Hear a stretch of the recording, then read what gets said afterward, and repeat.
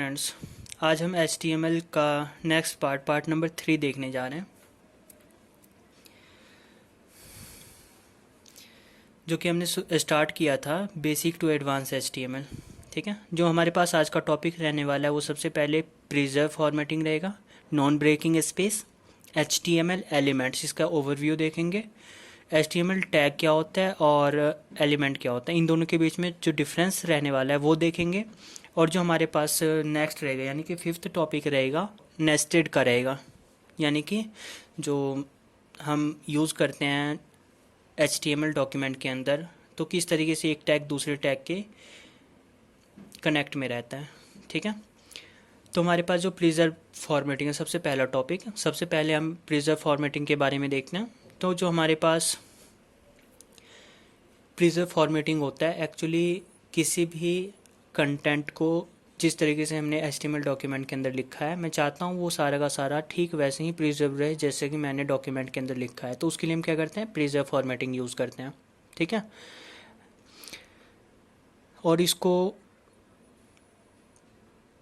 Pre formatted tag कहते हैं। क्या कहते हैं? Pre formatted tag. इसके लिए हम एंगल ब्रैकेट के साथ स्टार्ट करते हैं, PRE यानी कि प्री टैग लगाते हैं, और क्लोजिंग के लिए हम क्या करते हैं, फॉरवर्ड / प्री टैग पे इंड करते हैं। ठीक है, जैसा कि आप यहाँ पे देख सकते हैं, प्री फॉर्मेट टैग लिखने के लिए एंगल ब्रैकेट के बीच में PRE यानी प्री लिखना पड़ता है हमें। ठीक है, और क्लोजिंग के लिए हमें क्या करना पड़ता है, फॉरवर्ड / और प्री, इन दोनों को इकट्ठा एंगल ब्रैकेट के अंदर क्लोज करके इंड करते हैं। ठीक है, स्टार्टिंग के लिए हमारे पास एंगल ब्रैकेट के अंदर विदाउट फॉरवर्ड / PRE यानी कि प्री लिखना पड़ता है हमारे पास। ठीक है, ये क्या करता है, फॉर्मेट, जो सोर्स डॉक्यूमेंट है उसके फॉर्मेट को प्रिजर्व करके रखता है। इसके लिए हम क्या करेंगे, एग्जाम्पल देखते हैं प्रैक्टिकली ये काम कैसे करता है, इसका मेनली यूज़ क्या होता है, बेसिकली यूज़ क्या होता है, इसे यूज़ करते कैसे हैं। तो इसके लिए हम बढ़ते हैं नोटपैड की तरफ। एडिट करने के लिए हमारे पास चाहिए नोटपैड, और इसका रिज़ल्ट शो करने के लिए जो आउटपुट देखेंगे उसके लिए हमें चाहिए ब्राउज़र। ठीक है, तो ब्राउज़र के तौर पे मैंने क्रोम ओपन किया हुआ है और नोटपैड भी ओपन कर लिया है। ये हमारे पास सोर्स कोड है। मैं सबसे पहले क्या करूँगा, यहाँ पे टाइटल दे दूँगा ताकि यूज़र को पता चले कि किस चीज़ के रिलेटेड ये टॉपिक है। ठीक है, और फिर उसके बाद हमारे पास आ जाता है नेक्स्ट बॉडी के अंदर हेडिंग टैग। हेडिंग में भी मैं प्रिजर्व डाल दूँगा। ठीक है, यानी कि हमारा टॉपिक हेडिंग के साथ शुरू होगा और वो है प्रिजर्व का टॉपिक। ठीक है, नेक्स्ट हमारे पास आ जाता है पैराग्राफ। पैराग्राफ में हम एक नॉर्मल पैराग्राफ लिख लेते हैं, hello friend have you learned. ठीक है, ये हमारे पास टोटल सोर्स कोड है। मैं यहाँ से इटैलिक, अंडरलाइन और बोल्ड को हटा लेता हूँ, इसको देखेंगे नेक्स्ट वाले पार्ट में। इसको सेव करते हैं। ठीक है, उससे पहले मैं आपको बता देना चाहूँगा जो HTML होता है इसको दो पार्ट में डिवाइड करते हैं। एक तो हेडिंग टैग के अंदर आता है, ठीक है, और एक हमारे पास बॉडी टैग के अंदर आता है। हेडिंग टैग के अंदर हमारे पास टाइटल टैग है। ठीक है, जो यहाँ मतलब टाइटल बाद में शो करवाना होता है ब्राउज़र के अंदर। ठीक है, यहाँ से यूज़र को पता चलता है और आसानी होता है विजिट करना। फिर आ जाता है हमारे पास बॉडी टैग। बॉडी टैग के अंदर हमारे पास दो टैग है, एक तो हेडिंग टैग है, दूसरा पैराग्राफ टैग है। हेडिंग टैग में तो ये बता रहा है क्या कि हमारा टॉपिक किसके रिलेटेड है। तो जो हमारा पैराग्राफ स्टार्ट होगा वो हेडिंग टैग के साथ स्टार्ट होगा। ठीक है, जैसे कि आप यहाँ ब्राउज़र में देख सकते हैं। मैं इसको रिफ़्रेश करूँगा। ठीक है, सेव करके सबसे पहले इसे सेव करते हैं। सेव करने के बाद रिफ़्रेश करते हैं। रिफ़्रेश करने के बाद आप देख सकते हैं यहाँ हमारे पास हेडिंग में क्या लिखा आ रहा है, प्रिजर्व। ठीक है, और नीचे आउटपुट में क्या आ रहा है, hello friend have you learned HTML। लेकिन यहाँ पर एक चीज़ आप गौर कर सकते हैं, जो हमारे पास यहाँ डॉक्यूमेंट के अंदर है, सोर्स डॉक्यूमेंट के अंदर हमारे पास यहाँ 2 लाइन में लिखा हुआ है, लेकिन जो हमारे पास आउटपुट मिल रहा है ब्राउज़र पेज के अंदर आप देख सकते हैं यहाँ पे एक ही लाइन में मिल रहा है। ठीक है, तो यानी कि जो HTML डॉक्यूमेंट है वो हमें सिर्फ एक वाइट स्पेसेस अलाउ करता है, उसके अलावा हमें कुछ और है टैग्स वगैरह सब, उसके लिए हम देखेंगे आगे।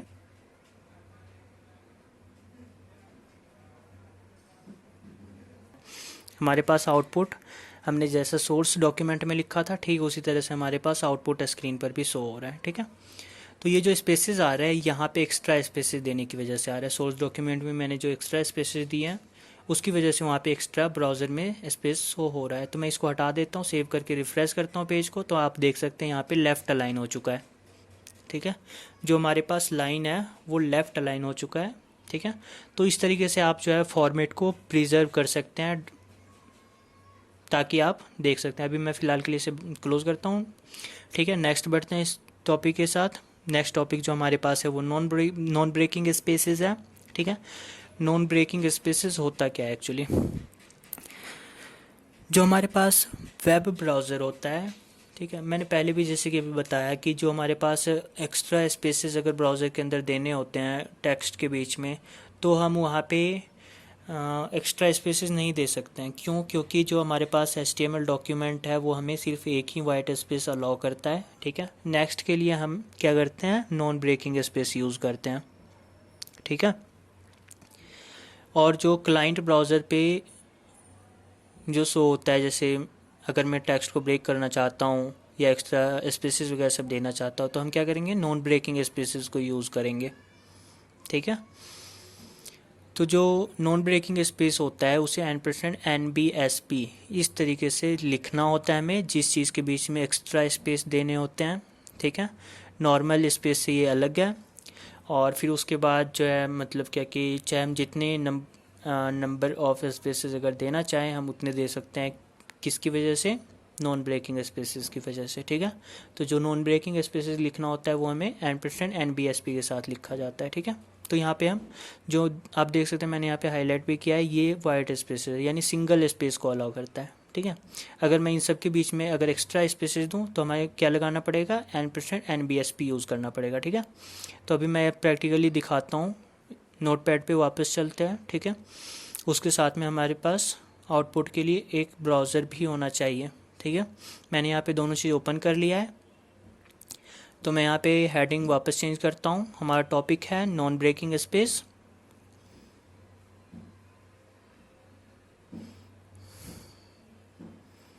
मैंने यहाँ पे हेडिंग डाल लिया नॉन ब्रेकिंग स्पेस, ठीक है। मैं यहाँ से भी टाइटल से भी हटा देता हूँ प्रिजर्व। हमारा जो टाइटल शो होगा ब्राउज़र के अंदर वो नॉन ब्रेकिंग स्पेस लिख कर शो होगा, ठीक है। आगे हम क्या करते हैं, ये जो प्रिजर्व टैग है, ठीक है, मैं इसे हटा देता हूँ। इसे हटाने से आपको ये पता चल जाएगा NBSP यूज़ करने के क्या फ़ायदे हैं, ठीक है। तो रिफ्रेश करता हूँ मैं यहाँ पे सेव करने के बाद। तो यहाँ आप देख सकते हैं hello friend have you learned एक ही लाइन में शो हो रहा है हमारे पास, ठीक है। और सबके बीच में सिंगल स्पेस ही है, लेकिन यहाँ पे मैंने क्या किया है, 2 लाइन में सोर्स कोड लिखा है, ठीक है। तो यहाँ पे मैं चाहे जितना भी स्पेस डाल दूँ, ठीक है। सेव करने के बाद रिफ्रेश अगर करूँ तो मेरे पास यहाँ पे एक्स्ट्रा स्पेसेस शो नहीं होंगे, क्योंकि HTML सिर्फ एक वाइट स्पेसेस को अलाउ करता है, ठीक है। तो मैं अभी फ़िलहाल के लिए इसे एक लाइन में कर लेता हूँ ताकि आपको समझ आ सके इस चीज़ के बारे में %NBSP क्यों यूज़ करते हैं, ठीक है। तो मैं यहाँ पे लगाता हूँ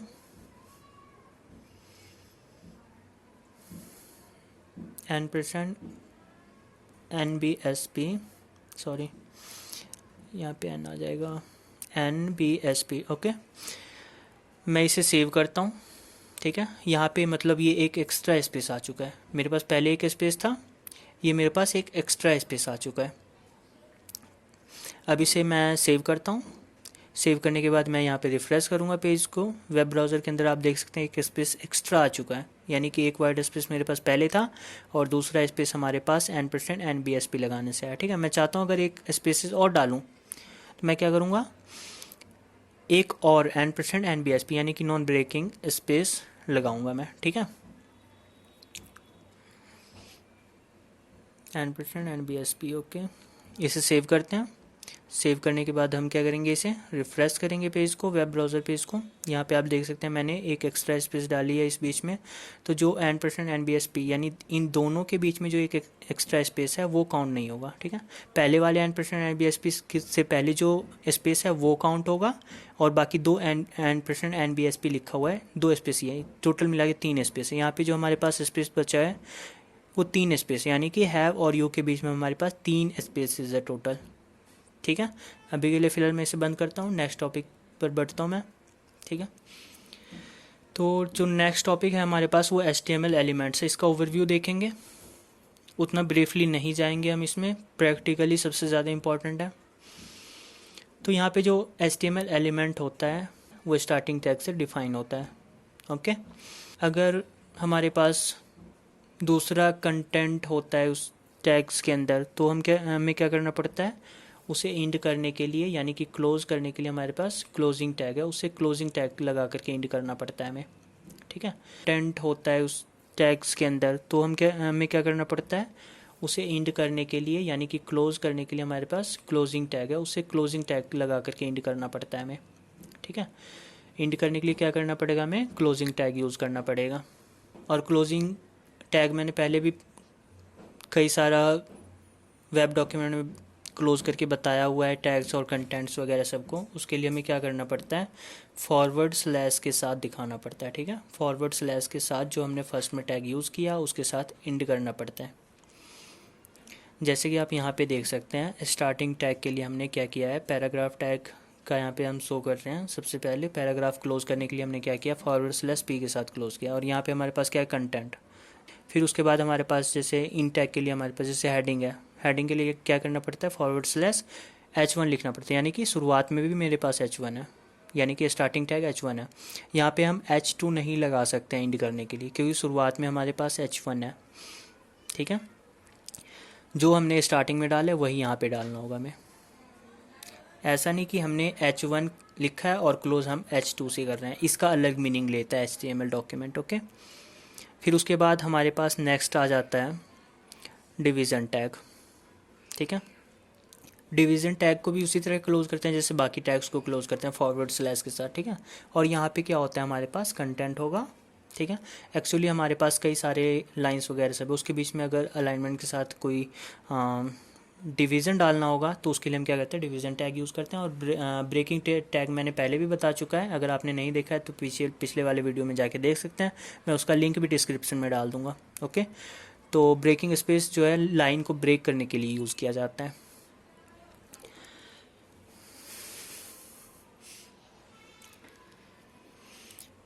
तो अब देखते हैं HTML टैग और एलिमेंट के बीच में क्या डिफरेंस है। HTML टैग और एलिमेंट्स, इन दोनों के बीच में काफ़ी डिफरेंस है। टैग्स कुछ और है, एलिमेंट्स कुछ और है। जो टैग्स होता है एक्चुअली वो एलिमेंट्स का ही एक तरह से माना जाए तो कंपोनेंट है, ठीक है। यानी कि एलिमेंट्स को शो करने के लिए हम क्या करते हैं, टैग यूज़ करते हैं, ठीक है। ये फंडामेंटल पार्ट होता है एलिमेंट्स का, और स्ट्रक्चर का जो हमने डॉक्यूमेंट पेजेस पे लिखे हुए हैं उसके लिए टैग्स यूज़ करना पड़ता है उसके कंटेंट को बाउंडिंग करने के लिए, ठीक है। जो एलिमेंट्स होता है वो सिर्फ स्टार्टिंग टैग से डिफाइन होता है, ठीक है।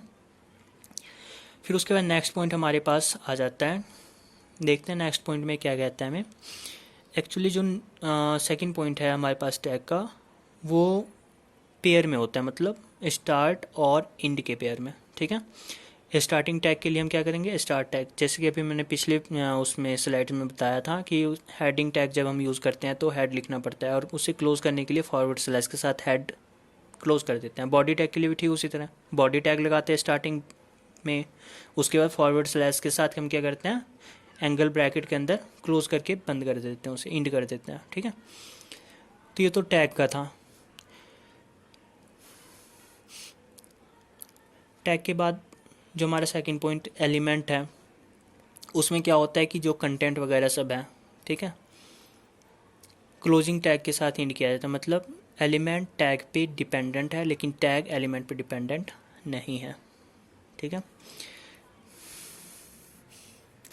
अब हम आगे देखते हैं नेस्टेड HTML एलिमेंट्स। नेस्टेड का मतलब क्या होता है, एक दूसरे के साथ फंसा हुआ होना, मतलब एक टैग के अंदर दूसरा टैग, दूसरे टैग के अंदर तीसरा टैग। जिस तरीके से अभी हमने पिछले उसमें देखा था, HTML के अंदर 2 सेक्शन में डिवाइड किया था मैंने, एक तो हेडिंग टैग था और दूसरा हमारे पास बॉडी टैग था। हेडिंग टैग के अंदर हमने क्या यूज़ किया था, टाइटल टैग, ठीक है। फिर उसके बाद जो हमारे पास बॉडी टैग था, बॉडी टैग के अंदर भी हमने मल्टीपल टैग्स यूज़ किया था। वहाँ पे क्या क्या था, हेडिंग टैग था, फिर पैराग्राफ टैग था, यानी पहले हेडिंग टैग हमने दिया था, उसके बाद पैराग्राफ टैग दिया था। इसके लिए हम प्रैक्टिकली देखते हैं आगे चल करके, ठीक है। इसके लिए हम वापस से फिर उसके बाद नोटपैड ओपन करेंगे और आउटपुट देखने के लिए हम वेब ब्राउज़र ओपन करते हैं। ये HTML सोर्स डॉक्यूमेंट के अंदर सबसे ज़्यादा यूज़ होता है, ठीक है। इसके लिए हम खोलते हैं नोटपैड, ओपन करते हैं नोटपैड और एक साथ में ब्राउज़र, ताकि हम इसका आउटपुट भी देख सकें। तो यहाँ पे मैं इस फॉर्मेट को थोड़ा चेंज कर लेता हूँ, ऐसे चेंज करने की ज़रूरत नहीं है।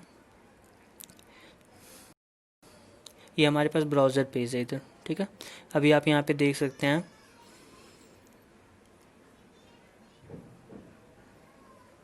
सब कुछ यहाँ पे नॉर्मल लिखा हुआ है, यानी कि किसी भी टेक्स्ट के बीच में या फिर कोई भी टेक्स्ट हाईलाइट, इटैलिक या फिर बोल्ड वगैरह सब नहीं है, ठीक है। तो यहाँ पे जो मैंने लिखा हुआ है सब कुछ नॉर्मल में है। तो आउटपुट भी आप देख सकते हैं, यहाँ पे सारा कुछ नॉर्मल में है।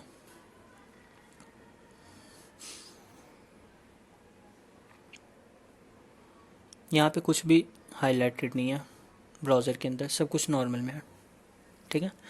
तो हम इसे नेस्टेड दिखाने के लिए हम क्या करते हैं, सबसे पहले यहाँ पे देख सकते हैं आप, हमारे पास सबसे पहले HTML है, ठीक है। HTML टैग्स के अंदर एक हेडिंग टैग्स है, ठीक है, और दूसरा हमारे पास बॉडी टैग है। जो टाइटल है वो मैंने हेडिंग टैग के अंदर यूज़ किया, यानी कि टैग्स के अंदर टैग्स, ठीक। उसी तरह फिर बॉडी टैग है, बॉडी टैग के अंदर मैंने 2 टैग यूज़ किया हुआ है, एक हेडिंग टैग है H1 और दूसरा पैराग्राफ टैग है, आप यहाँ पे देख सकते हैं, ठीक है। और इसके अंदर मैंने कंटेंट डाला हुआ है। मैं चाहता हूँ क्या कि ये जो हैव लिखा है मैं इसे बोल्ड करूँ, ठीक है। तो इसके लिए मैं क्या करूँगा, टैग्स यूज़ करूँगा, ठीक है। कौन सा, बोल्ड करने के लिए B करूँगा, ठीक है, और क्लोजिंग फॉरवर्ड स्लैश के साथ B। ये हमारा टैग क्लोज हो गया। इसे सेव करेंगे, रिफ़्रेश करेंगे पेज को और हमारे पास यहाँ पे हैव बोल्ड दिख रहा है, यानी कि अब नॉर्मल नहीं दिख रहा है हैव, यानी बोल्ड है, बाकी टेक्स्ट से हाईलाइटेड है ये, ठीक है। उसी तरह फिर आगे मैं चाहता हूँ कि इसमें जो हैव है, ठीक है, वो इटैलिक फॉर्मेट में दिखे। उसके लिए मैं क्या करूँगा, आई टैग लगाऊंगा। तो फॉरवर्ड स्लैश आई के साथ मैंने क्लोज़ किया, सेव किया और यहाँ पेज को रिफ़्रेश किया। तो आप देख सकते हैं यहाँ पे हैव क्या है, इटैलिक फॉर्म में है, बोल्ड भी है साथ में, यानी कि बाकी टैग से इसका फॉर्मेट चेंज हो चुका है। फिर उसके बाद मैं चाहूँगा यहाँ पे इसे अंडरलाइन भी करूँ। तो अंडरलाइन करने के लिए हमें क्या करना पड़ेगा, यू टैग लगाना पड़ेगा। अगर आप हमारे चैनल पे नए हैं तो आप हमारे इस चैनल को सब्सक्राइब कर लें, ताकि आपको इसी तरह नॉलेजेबल ट्यूटोरियल मिलता रहे, ठीक है। ये हमारा यूट्यूब चैनल है, आप यहाँ आकर के विज़िट कर सकते हैं, ठीक है। आप चाहें तो टेलीग्राम पर भी ज्वाइन कर सकते हैं। यहाँ पे इंपॉर्टेंट कंटेंट्स वगैरह सब डालता रहता हूँ मैं, आपको मिलता रहे और आप लर्निंग मोड में हमेशा रहें, ठीक है। ब्लॉग स्पॉट बनाया हुआ है, ठीक है। ब्लॉग स्पॉट पे भी मैंने कई सारे कंटेंट डाला हुआ है HTML से रिलेटेड, आप चाहें तो वहाँ जा कर के विज़िट करके देख सकते हैं, ठीक है। नेक्स्ट टॉपिक HTML एट्रीब्यूट्स है। सबसे पहले देखेंगे HTML एट्रीब्यूट्स कैसे यूज़ किया जाता है, ठीक है। इसके कितने टाइप्स होते हैं, कोर एट्रीब्यूट्स क्या होता है, ठीक है। कोर एट्रीब्यूट्स के अंदर जो ID एट्रीब्यूट्स होता है वो क्या होता है, उसे कैसे यूज़ करना पड़ता है, ठीक है। और फिर उसके बाद हमारे पास लास्ट में आता है टाइटल एट्रीब्यूट्स, ठीक है। टैग्स से एट्रीब्यूट बिल्कुल अलग है एक्चुअली। जो एट्रीब्यूट है वो फिर से मैं बताना चाहूँगा, एट्रीब्यूट के बिना सिंपल फॉर्मेट में रहता है, ठीक है। तो हम क्या करते हैं, एट्रीब्यूशन देने के लिए एट्रीब्यूट टैग को यूज़ करते हैं। थैंक्स फॉर वॉचिंग, मिलते हैं नेक्स्ट वीडियो में, तब तक के लिए बाय बाय।